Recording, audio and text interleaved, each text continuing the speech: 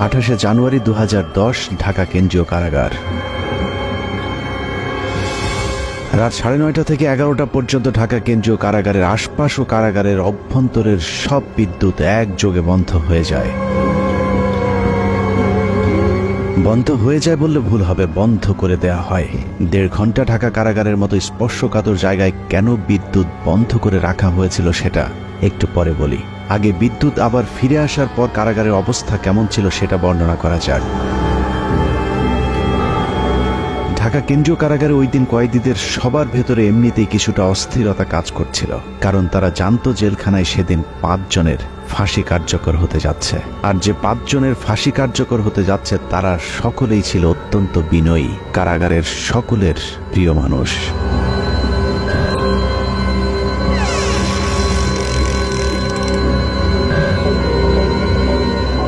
রাত 12:01 colonel Faruk Rahman, major AK Mohiuddin Ahmed artillery, Mohiuddin lancer ও সুলতান শাহরিয়ার রশিদ খানকে ফাঁসিতে ঝুলিয়ে হত্যা করা হয়। 4 জনকে ফাঁসি দেওয়া হলেও লাশের সংখ্যা ছিল মোট 5টি। ফাঁসি কার্যকরের পরদিন যথারীতি 5টি লাশ পাঠানো হয় যার যার গ্রামের বাড়িতে, কিন্তু একটি লাশের ক্ষেত্রে বিশেষ নিরাপত্তা ব্যবস্থা রাখা হয়েছিল, আর সেটাই হলো চুয়াডাঙ্গার সূর্য সন্তান মেজর বজলুল হুদার। মেজর বজলুল হুদার বাড়ি চুয়াডাঙ্গার হাটবোয়ালিয়া গ্রামে সেদিন র্যাব পুলিশের উপস্থিতি দেখে মনে হয়েছে আইন শৃঙ্খলা বাহিনী বোধহয় চুয়াডাঙ্গাবাসীর বিরুদ্ধে যুদ্ধের প্রস্তুতি নিচ্ছে। যুদ্ধের এই আয়োজন ছিল মূলত মেজর বজলুল হুদার মরদেহ যেন কেউ দেখতে না পারে সেটা নিশ্চিত করা।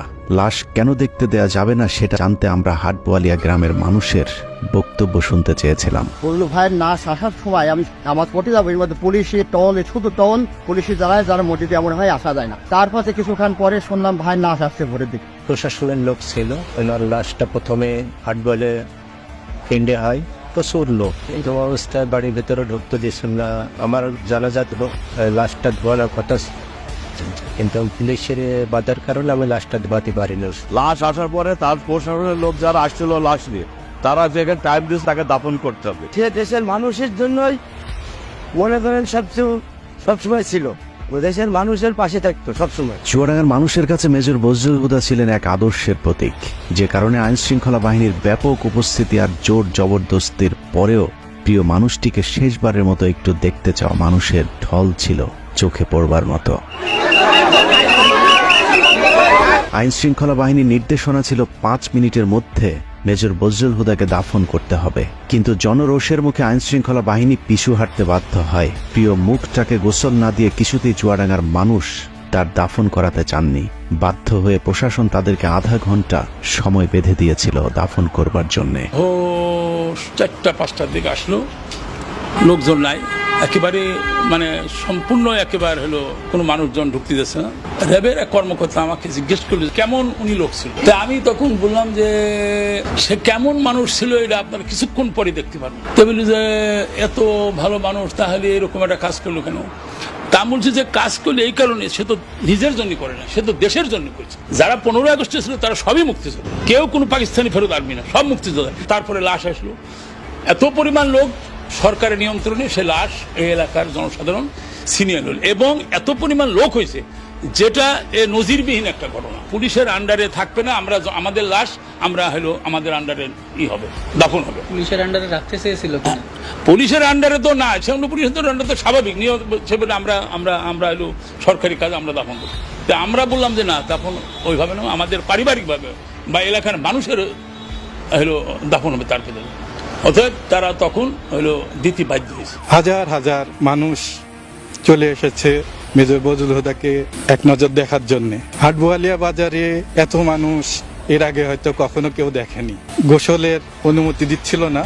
এই সময় আলমডাঙ্গা থানার যিনি ওসি ছিলেন উনি খুবই খারাপ আচরণ করছিলেন। আমাদের তারা হুমকি দিত, হ্যান ত্যান, র্যাব পুলিশ আইসে আমাদের বলছে না, লাশ তাড়াতাড়ি মাঠে। আর প্রশাসন খুব তাড়াতাড়ি করে চাপ দেয়, ধোয়া টোয়া এগুলা বাদ দিয়ে, গোসল টোসল বাদ দিয়ে দাফন করতে হবে এমন পুলিশের নির্দেশ ছিল, এবং সাথে ঢাকার থেকে টিমও আসছিল।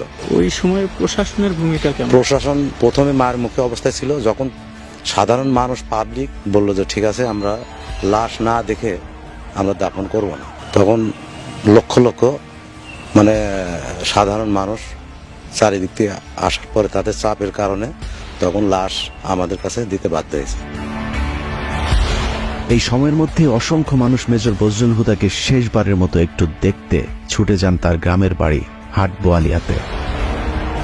3 জেলার জনগণের কারণে প্রশাসনের লোক এখানে পিছিয়ে আটকে যায়, তারা এখান থেকে সরে যাওয়ার পর এখানে জনগণের ইচ্ছা মতো তাদের দেখানো হয়েছে। মাটি দেওয়ার চাইছিল, তো এখান থেকে লেট করানো হলো যে একটু পরে লাশটা মাটি দেওয়া হোক, এই হিসাবে একটু দেরি করে লাশ দেখার পরিপ্রেক্ষিতে আমরা দেখছিলাম। এতটুকু পর্যন্ত ঠিকই ছিল, কিন্তু মেজর বজলুল হুদাকে গোসল করাতে গিয়ে চুয়াডাঙ্গার মানুষ সাক্ষী হয়েছিল নৃশংসতম এক ঘটনার। কাফনের কাপড় সরাতেই দেখা যায় মেজর বজলুল হুদাকে আসলে ফাঁসি দেওয়া হয়নি, তাকে জবাই করে হত্যা করা হয়েছে। মুক্তিযুদ্ধে সর্বাধিক জেনারেল ওসমানীর পিএস সাবেক সংসদ সদস্য আপনাদের প্রিয় সন্তান প্রশাসনমূলক বিচারের মধ্য দিয়ে হত্যা করা হয়েছে। আমরা এ হত্যার বিচার চাই।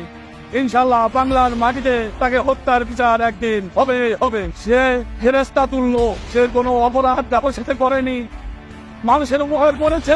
গলার কাপড় খুলে দেখি যে এখান থেকে এত দূর, মানে 2 ইঞ্চি না, একদম পুরো মানে ছুরি চাওয়ালে যেভাবে হয়, কষাইরা যেভাবে ছুরি চাওয়ালে যেভাবে কাটেন ওইভাবে কাটা, সুতা 3-4 পর্ব করে সেটা দিয়ে সেলাই করা, হাতে পায়ে কোথাও আমাদের নাই। এটা জবাই করা, এটা তার ফাঁসি না, কোনো রজ্জাটা নাই, কিছু নাই।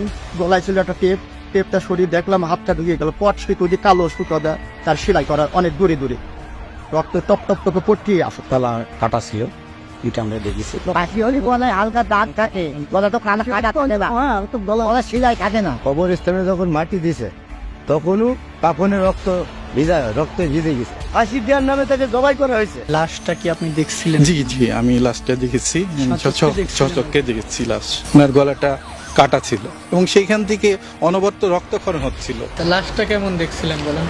লাশটা দেখছি যে এলো তো লাশ জেল কোড অনুযায়ী সেরকম তো হলো জবাই করা হয় না, কিন্তু পুরাপুরি জবাই করেছে। সে হলো একটা হত্যাকাণ্ড, পুরা রক্ত বাড়াচ্ছে।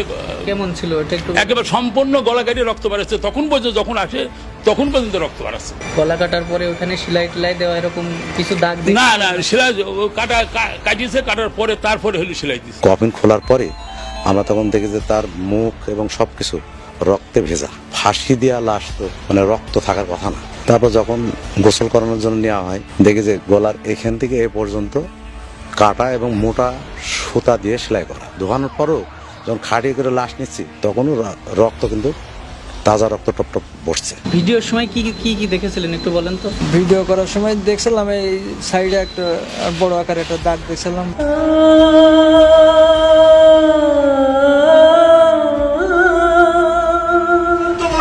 বুকে ব্যথা নিয়ে বেড়াচ্ছে আমার ভাইকে সিরিয়াল খুনি শেখ হাসিনা জেলখানায় ঢুকে নিজ হাতে জবাই করে হত্যা করেছিল।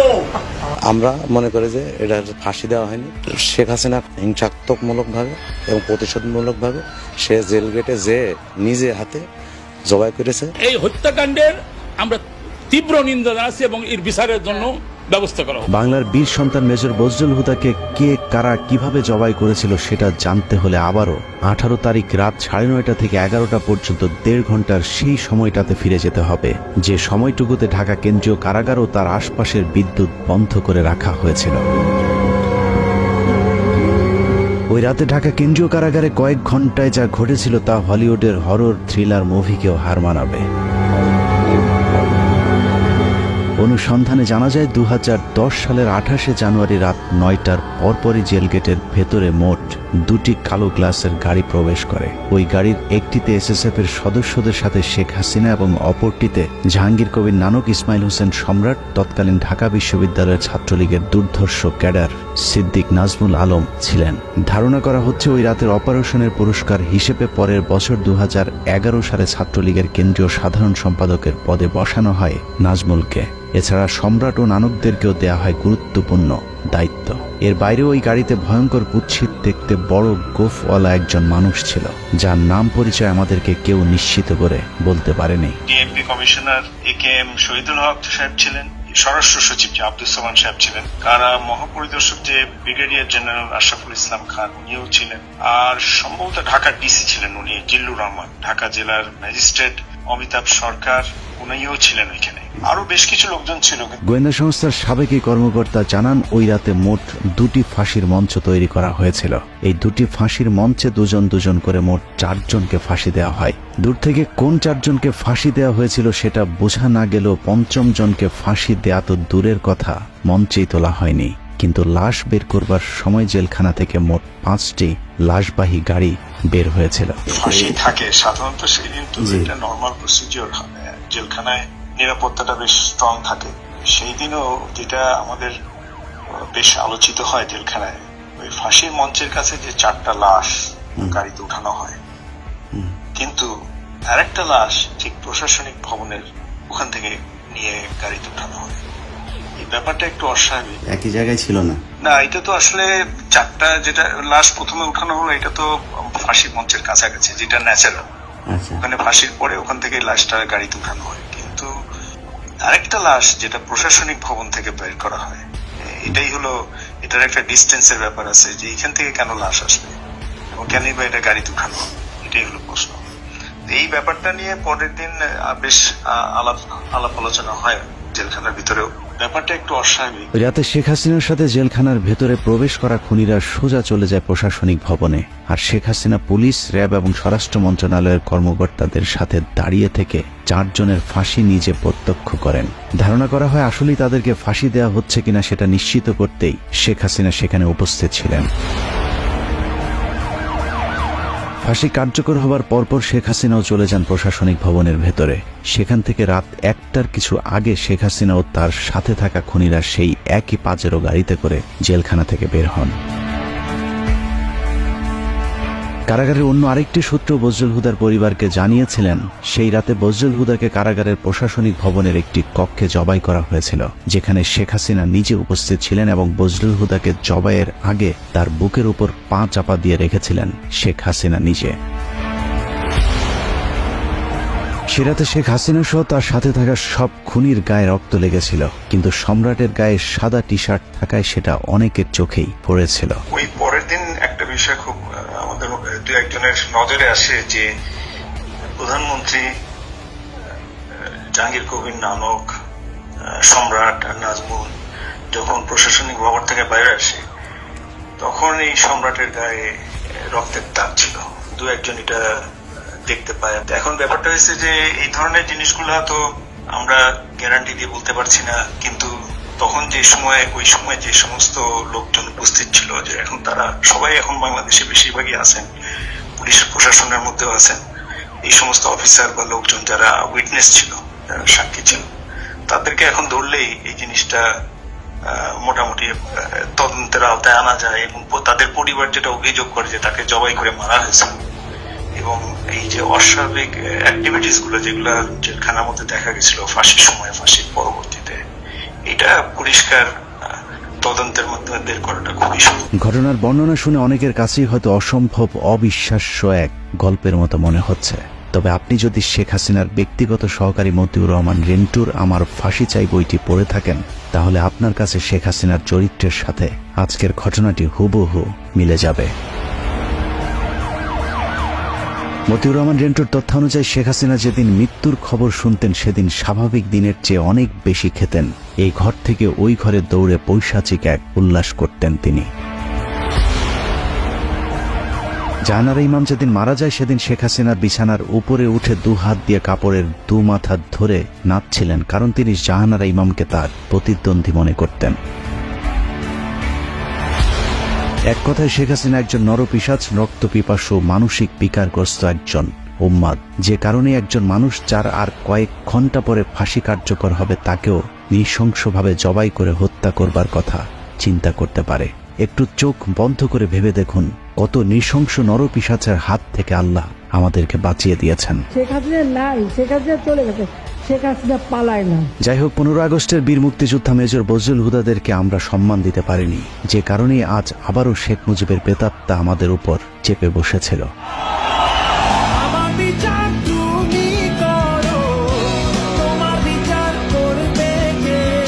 বাংলাদেশের মানুষ 2024 সালে শিক্ষার্থীদের হাত ধরে যেভাবে দুর্বিষহ এক দুঃশাসনের কবল থেকে বেঁচে উঠেছে, ঠিক একইভাবে 1975 সালে major Dalim, colonel Rashid, colonel ফারুকার, মেজর বজলুল হুদারা এক অত্যাচারী মাদকাসক্ত বাকশালীর হাত থেকে 7 কোটি বাঙালিকে স্বাধীনতা এনে দিয়েছিল।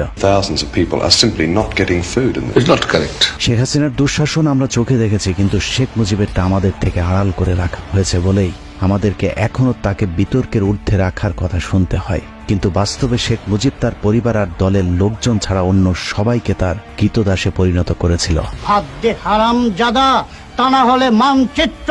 শেখ মুজিবের সময় কতটা অরাজক পরিস্থিতি ছিল তা মেজর বজলুল হুদার উইকিপিডিয়ার কয়েকটি লাইন পড়লেই পরিষ্কার হয়ে যাবে।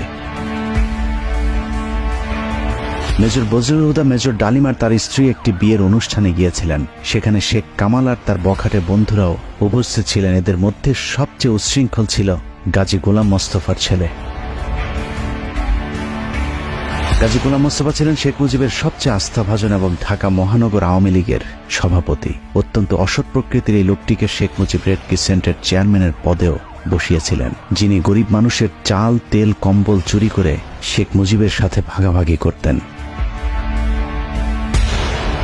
ক্ষমতার দাপটে বিয়ের অনুষ্ঠানে আসা মেজর ডালিমের স্ত্রীকে অসম্মান করার সাহস দেখিয়েছিল শেখ কামালের বন্ধুরা। এ সময় মেজর ডালিম ও বজলুল হুদার সাথে শেখ কামাল বাহিনীর ধস্তাধস্তির এক পর্যায়ে তারা মেজর ডালিম ও তার স্ত্রীকে তুলে নিয়ে যায়। তাদের খোঁজে একদল সেনাবাহিনী গোলাম মোস্তফার বাসায় অভিযান চালালে শেখ মুজিব তার পুত্র শেখ কামালের বখাটে বাহিনীর কোনো বিচার না করে উল্টো মেজর ডালিম ও বজলুল হুদার সেনাবাহিনী থেকে কমিশন বাতিল করে দেন। এভাবেই পুরো দেশটাকে বর্তমান শেখ হাসিনার মতোই পারিবারিক সম্পত্তিতে পরিণত করেছিলেন Sheikh Mujibur Rahman. Sheikh Mujibur Rahman not deal with the political movement in a democratic way. He was virtually controlling the public, but he could not face the criticism. Mujib ক্ষমতায় টিকে থাকার জন্য হাজার হাজার রাজনৈতিক কর্মীকে হত্যা করে, আর রক্ষী বাহিনীকে দিয়ে উনি উনার রাষ্ট্র ক্ষমতা টিকিয়ে রাখা দলের শাসন কায়েম করার চেষ্টা করলেন। এসব কারণে 2024 সালের মতো 1975-এর 15ই আগস্টে বাংলাদেশ সেনাবাহিনীর পাশাপাশি ছাত্র, শিক্ষক, পুলিশ সহ সর্বস্তরের মানুষ আনন্দ উল্লাস করেছিলেন। This is how Dhaka looks today.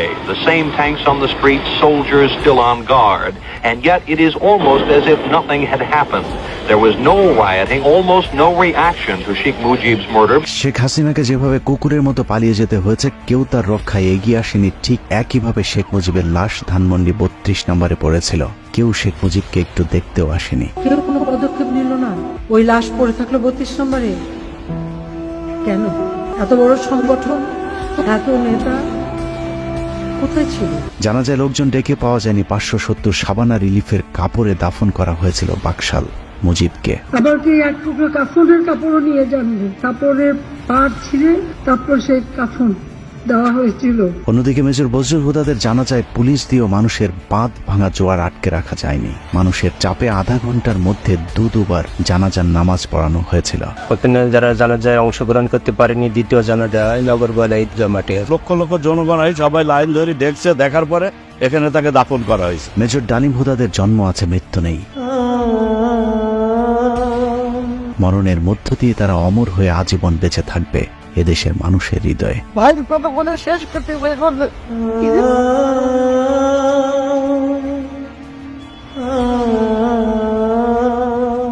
যতবার মুজিব হাসিনাদের মতো নরপশু